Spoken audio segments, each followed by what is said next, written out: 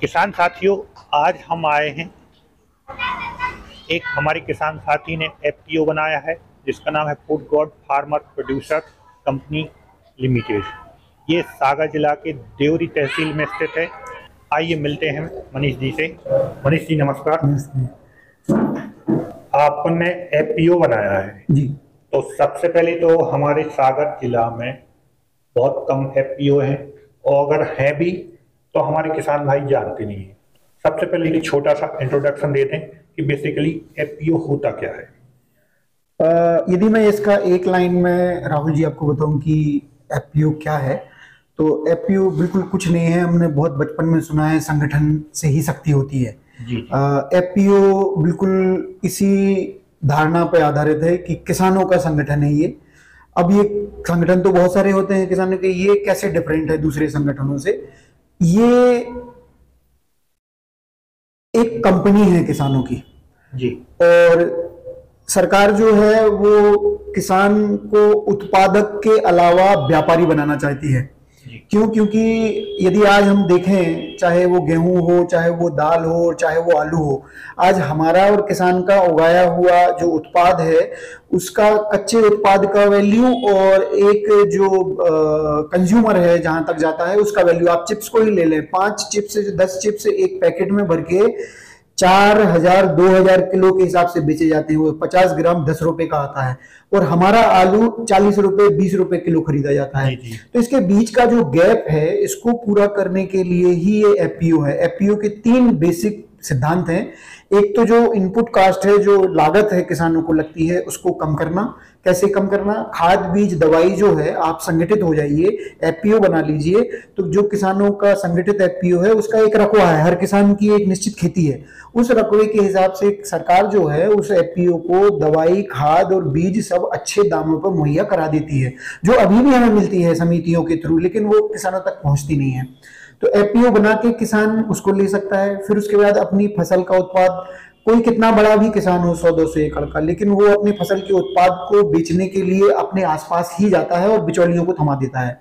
जबकि वही उत्पाद जो है, यदि हम संगठित होके एक साल लगाएं, एक सी उसकी केयर करें और एक साल निकालें तो एक बहुत मात्रा में निकलता है और जिसको हम अच्छे तरीके से बार्गेनिंग कर सकते हैं। तो हमारी फसल को संगठित होकर हम बेचेंगे तो हमें अच्छा रेट मिलेगा। एक ये 3 चीजें विशेष हैं एफपीओ की। एफपीओ जैसे मैंने बताया कि एक लकड़ी को अपन अलग अलग करके तोड़ा जा सकता है, लेकिन गट्ठे को बना दें तो नहीं तोड़ा जा सकता, और बिल्कुल यही फंडा है एफपीओ का। बिल्कुल, मतलब एक सिंपल भाषा में कहें तो एक छोटी कंपनी बन गई। बिल्कुल, किसानों की कंपनी है, उसके किसान ही मालिक हैं जी। किसान ही जो प्रोडक्ट, मतलब किसान ही जो उत्पाद उगा रहे हैं उनको प्रोडक्ट बना के मार्केट में बेचें और ज्यादा प्रॉफिट कमा, बिल्कुल प्रॉफिट कमा सकते हैं। ये किसानों के द्वारा बनाया गया, किसानों के स्वामित्व से, वही स्वामित्व, सब शेयर होल्डर्स हैं सब। जैसे 100 रुपए की एफपीओ की वैल्यू है और 100 किसान हैं तो 1-1 रुपए की वैल्यू सभी की है, सबने मिलके बनाया है इसको, तो शेयर होल्डर्स बोलते हैं उनको। और इसमें सिर्फ किसान ही जुड़ सकते हैं, जिनके पास खेती है वही जुड़ पाएंगे। तो ये किसानों के स्वामित्व का, किसानों के लिए बनाया गया किसानों का संगठन है। जी जी। अब मनीष जी, मान लीजिए कोई किसान आपसे जुड़ना चाहता है तो उसका प्रोसीजर क्या है, कैसे जुड़ सकता है वो आपसे और साथ में काम कर सकता है?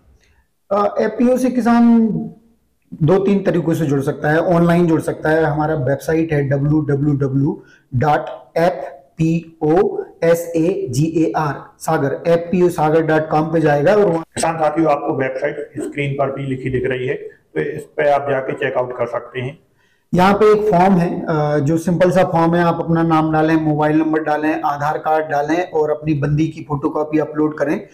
वो डेटा हमारे पास आ जाता है और हम उस डेटा को आगे प्रोसेस कर देते हैं लीगली, और आप जुड़ जाते हैं। 100 रुपए चार्ज है आपका, सदस्यता का चार्ज है, जो आपका शेयर होल्डिंग भी है, 10 रुपए का एक शेयर है। आपको 8 शेयर एलोकेट हो जाते हैं, क्योंकि 20 रुपए एडमिनिस्ट्रेशन चार्ज में लग जाता है आपको जोड़ने के लिए, तो आप शेयर होल्डर बन जाते हैं। आप चाहें तो हमारे व्हाट्सएप नंबर पर 9850820909 पर भी अपने दस्तावेज, जो मैंने बताया कि आधार कार्ड और बंदी, भेज सकते हैं और हम वैसे भी जोड़ देते हैं।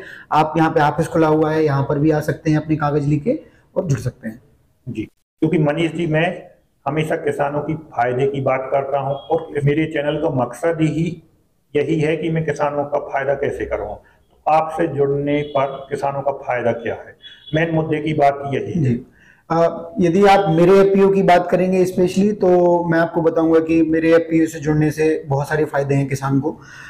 कल फायदा नहीं मिलेगा।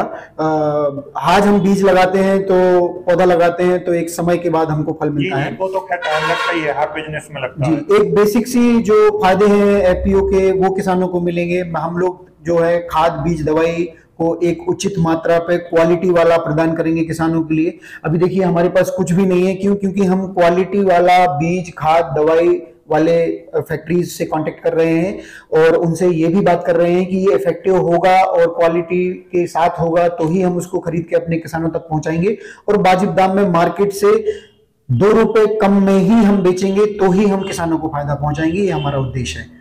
दूसरा उद्देश्य है कि जो फसलें निकलेंगी आज वो उनकी ब्रांडिंग सेल्स और मार्केटिंग नहीं कर पा रहे हैं, हम अपने एफपीओ के थ्रू उनके फसलों को बेचेंगे संगठित होके। ये हमारा दूसरा उद्देश्य है।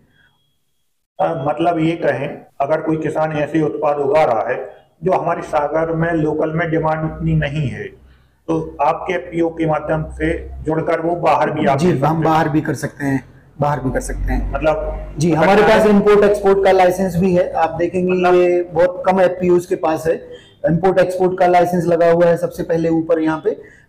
इस लाइसेंस के थ्रू हम खाद्य से संबंधित सारी चीजें एक्सपोर्ट भी कर सकते हैं। तो इंडिया में तो ठीक है, हम अब्रॉड भी सेल कर सकते हैं। नहीं, जैसे मैंने भी देखा है कि हमारी वेजिटेबल्स की डिमांड विदेश में बहुत ज्यादा है, बहुत ज्यादा है। चाहे वो आप प्याज की भी बात कर लो, टमाटर की भी बात कर लो, तो बहुत ज्यादा है। हमारे यहाँ से प्याज एक्सपोर्ट होता है, टमाटर एक्सपोर्ट होता है, गार्लिक एक्सपोर्ट होता है। हमारे यहाँ से क्या एक्सपोर्ट नहीं होता? हमारे यहाँ से सारी चीजें एक्सपोर्ट होती हैं। तो वो हम एफपीओ के माध्यम से कर सकते हैं, बिल्कुल इजीली कर सकते हैं। इसके बाद मनीष जी, मान लीजिए कोई किसान अपना उत्पाद उगा रहा है, वो एफपीओ के माध्यम से बेच सकता है। खाद बीज की अवेलेबिलिटी उसको हो जाएगी आपके यहाँ से, सस्ते दामों में हो जाएगी, अच्छी क्वालिटी भी उसको मिलेगी। इसके बाद भी और क्या फैसिलिटी है या क्या प्रोडक्ट हैं जो आप किसानों को प्रोवाइड करते हैं? अभी 2 तरीके की और समस्याएं हैं सर। एक तो है भंडारण की समस्या है बहुत ज्यादा। भंडारण ना होने के कारण किसान अपना माल जो है औने पौने दाम पे खेत से ही बेच देता है। तो हम भंडारण का भी साइलोज पे जा रहे हैं। साइलोज सरकार की भी बहुत अग्रिम एक डिमांड है, उससे हमारे बहुत सारी बचत होती है पैसों की। और दूसरा है प्रसंस्करण। Ministry of food processing industry MOFPI ने एक स्कीम निकाली है, PMFME, prime minister formalisation of micro enterprise, सूक्ष्म और लघु उद्योगों का एक स्ट्रक्चरीकरण है।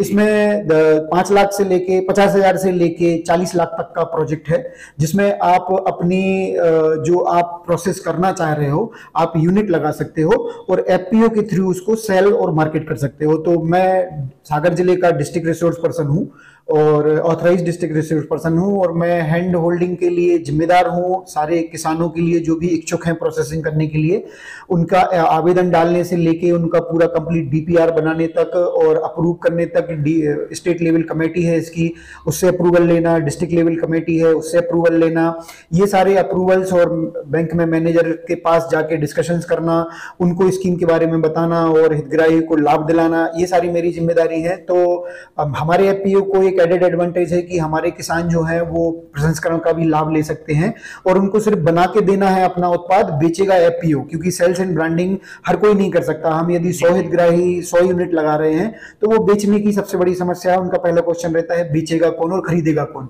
तो वो जिम्मेदारी एफपीओ लेगा। कॉमन इंफ्रास्ट्रक्चर के तहत हम लोग एक जो यूनिट बनेंगे एफपीओ की, जो सारा सामान जो बनेगा उत्पाद वो इकट्ठा करेंगे और यहाँ से उसके थ्रू ब्रांडिंग करके उसको सेल्स करेंगे। जी जी। और अब इसके बाद लास्ट में एक क्वेश्चन और मैं पूछना चाहूंगा। हर जिले में देखा जाए तो बहुत ज्यादा एफपीओ हो गए हैं, अन्य एफपीओ की तुलना में आपके एफपीओ में क्या अंतर है, क्या विशेषताएं हैं? सर हम बहुत यूनिक हैं। हम यूनिक हैं क्योंकि हम जो है अब बिल्कुल टेक्नोलॉजी के थ्रू खेती करने वाले हैं।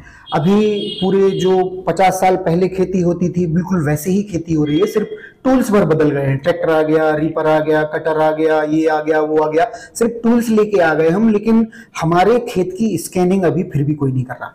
यहाँ पे ना तो कोई एग्री क्लिनिक है जिसमें जाके कोई ये बताए कि ये मेरी फसल की स्थिति है, इसमें क्या लगना चाहिए, क्या नहीं लगना चाहिए, क्या मुझे करना चाहिए, क्या नहीं करना चाहिए। डेटा है ही नहीं, उसका एक्सरे नहीं है, उसका एमआरआई नहीं है। हमारे पास आज आप मनुष्य को देखेंगे तो बहुत सारे डॉक्टर्स हैं, वो क्या करते हैं, वो आपको पहले स्कैन करते हैं, देखते हैं कि आप में है क्या, फिर दवाई देते हैं। हमारा किसान अभी क्या कर रहा है, ना तो उसको ये पता है कि उसके खेत में कितने पौधे लगे हुए हैं, क्योंकि हमारा जो प्रोडक्शन है वो एक एक पौधे से होता है, तो उसको अभी कुछ नहीं मालूम। तो हम जो करने वाले हैं वो पूरी हाईटेक स्मार्ट एग्रीकल्चर करने वाले हैं, जिसमें हम पूरे खेत को सबसे पहले मॉनिटर करेंगे। फिर मल्टी स्पेक्ट्रम कैमरा है जिसमें एनडीवीआई करके एक टेक्नोलॉजी होती है, जिससे सॉइल से लेके आपके पेड़ की पूरी स्कैनिंग हो जाती है इन पैरामीटर्स के साथ कि पेड़ की हाइट कितनी है, पेड़ का काउंट कितना है पौधों का, उसमें गुच्छे की सघनता क्या है, फूल की सघनता क्या है, सॉइल की स्थिति क्या है, जलवायु की स्थिति क्या है, लंबाई कितनी है पौधे की, कहीं पे बीमारी लगी है क्या, कहीं पे स्वस्थ है क्या, कहीं डेड हो गए हैं क्या।